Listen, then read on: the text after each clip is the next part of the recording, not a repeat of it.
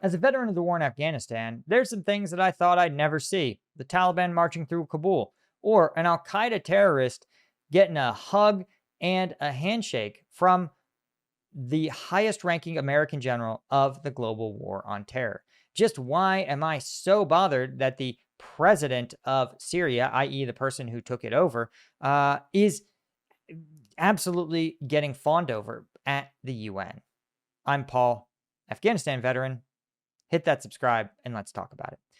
So this is insane, and we've talked about this story before. The fact that legacy media, as well as a number of NGOs, are absolutely fawning themselves over Syrian president who's calling himself Al-Sharaa.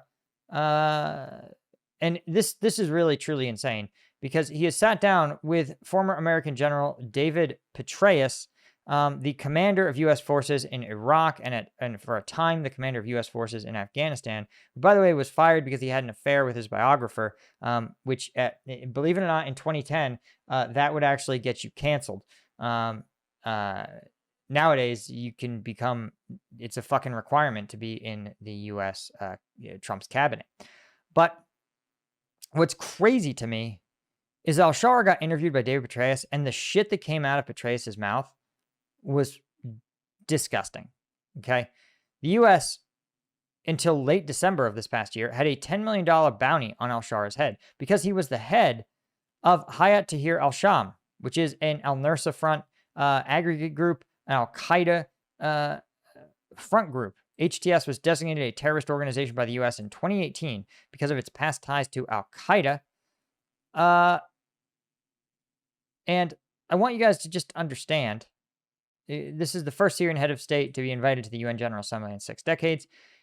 And again, listen, if you're running Syria, that's fine. I'm all about the U.S. saying, listen, we're not going to regime change you. But that doesn't mean we have to do shit like this. Like have Marco Rubio kiss your ass, right? And have David fucking Petraeus sit down and glaze you. And listen to some of this shit, right?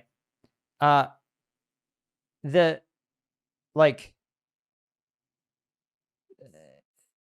U.S. said, quote, this is from David Petraeus, quote, referring to Al-Sharaa, his trajectory from insurgent leader to head of state has been one of the most dramatic political transformations in recent Middle Eastern history, right?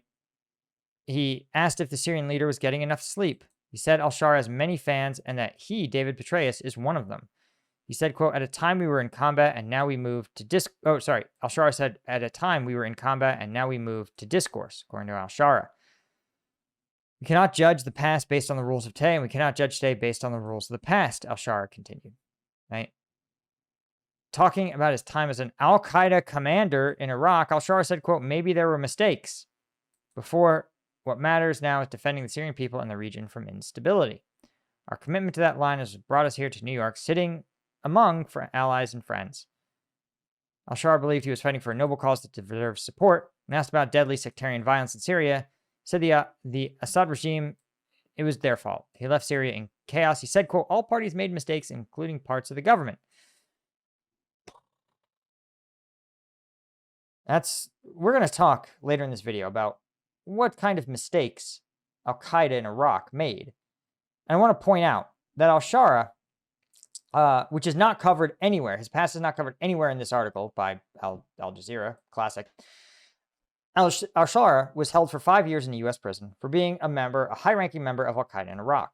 He was released and dispatched by Al-Qaeda in Iraq leader al-Zarqawi to open up an affiliate, essentially, in Syria. And this is one of the most extreme networks. This is the most extreme network in Iraq, the architect of all of the Iraqi sectarian violence. I want you guys to understand that when the U.S. invaded Iraq and toppled Saddam, which was probably just a mistake, Al-Qaeda said, here's our chance to kill Americans in a place where they are at their most vulnerable. So Al-Qaeda moved into Iraq. But what they realized is that they would not last as long as there was a strong, stable Iraqi government. And so Al-Qaeda in Iraq said, listen, our goal at first is not going to be to kill American forces. Our goal is going to be to kill as many Iraqi civilians as possible and create a civil war. And so that's what they did. They killed civilians. They bombed churches, mosques, anywhere that they basically, Al-Qaeda in Iraq's goal was to do as many Charlie Kirk killings as possible, right?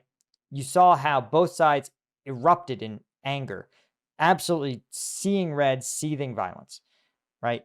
Now, imagine, again, if you killed Charlie Kirk, but then somebody shot AOC to death in cold blood.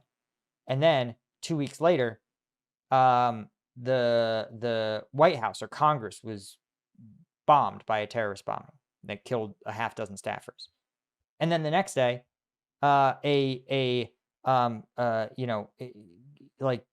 Gavin Newsom or the like presidential residence of Gavin Newsom's was shot at by a squad of gunmen. Imagine if those events were to transpire, right? It wouldn't require additional people to the level of vitriol and rage in the United States would boil over. It'd be out of control. The country would almost be ungovernable. That was the Al-Qaeda strategy. The Al-Qaeda strategy was to do every one of those attacks and keep doing them until both sides polarized and began to fight each other, meaning that essentially both sides would form these militias and recruit and would fight each other and fight the Americans who tried to keep them apart. That was the Al-Qaeda in Iraq strategy. I want you to understand, too, that this is not, like, as an overview, you're like, oh, wow, that sounds like a really good strategy to turn the U.S. occupation in Iraq into a quagmire. But I want you to understand what this meant in practice, right? U.S. and Iraqi forces uncovered at one point in the Iraq War multiple torture facilities operated by AQI, Al-Qaeda in Iraq. The use of violence and torture was a defining aspect of the group's operations in Iraq, and those tactics eventually led to a backlash from local Iraqis and even from core Al-Qaeda leadership. For example, in 2007, U.S. and Iraqi forces destroyed an AQI compound that housed a jail and torture facility, where they found handcuffs, blood-splattered walls, and wires connected to electrical outlets. In a separate operation, another complex was found with blood-stained torture room and chains hanging from walls and ceilings.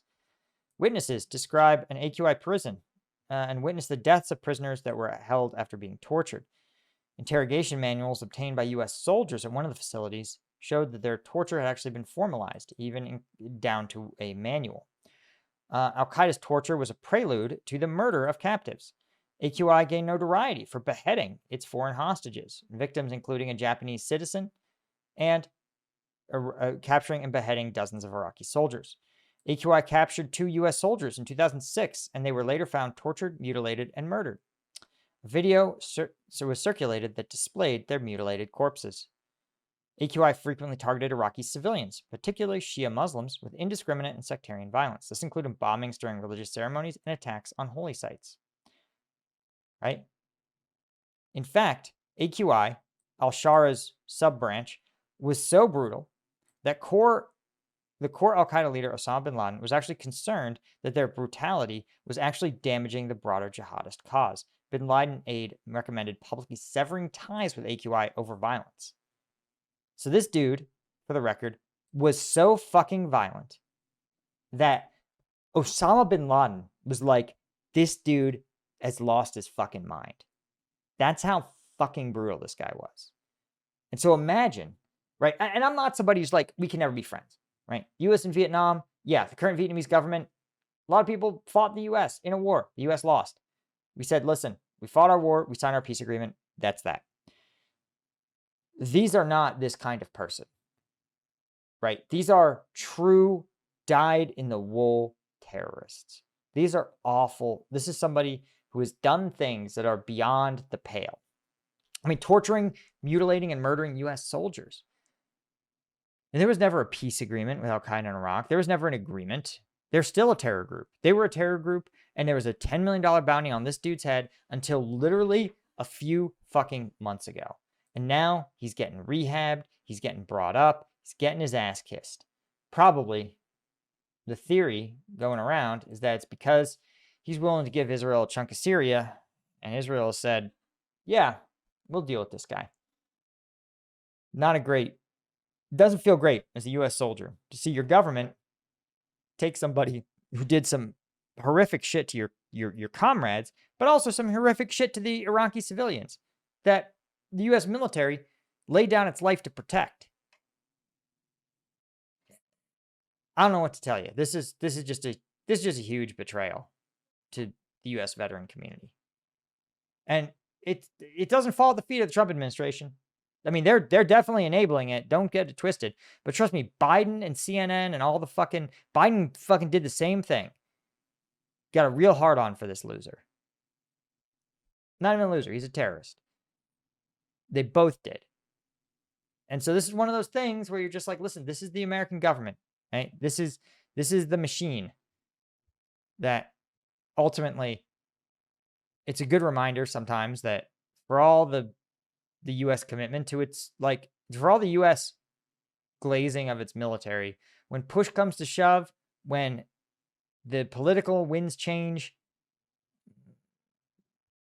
killing U.S. soldiers, not that big a deal.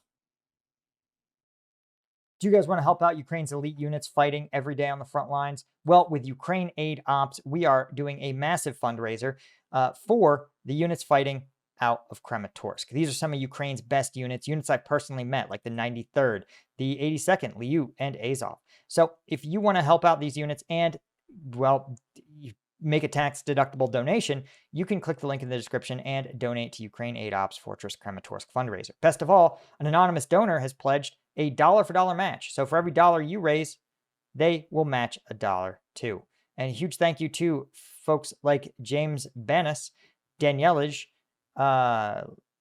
someone in Ukrainian, Jeffrey Bugat, Adam, all these guys stepping up in huge ways. Jackson Legg, shout out to Paul for shouting out this campaign. Thank you, Paul. Those are Ukraine Aid Ops. And by the way, if you are a member and if you want to support my channel, you can become a member at combatvetnews.com. You guys know I increasingly am taking stances on issues that are controversial. It has cost me sponsors. It has cost me subscribers, but I know you guys have my back. And so if you value what I do, you can help me out, become a member. We actually, just Tuesday's video we took a look at was a thank you from the Liu Brigade. And these guys sent me literally like 4 back-to-back-to-back videos of them taking down Russian strike drones using some air defense equipment that we provided them. And they said, this is the real deal. And you guys, thank you so much for doing it. So I'm passing off the message from him to you guys. A huge thank you to our Colonel tier members at Combat Vet News. Guys like Sergei Zinchenko, Alan Knudsen, and Alfred Chesky, as well as all of our Lieutenant tier members. Thank you guys. I'll see you. Cheers.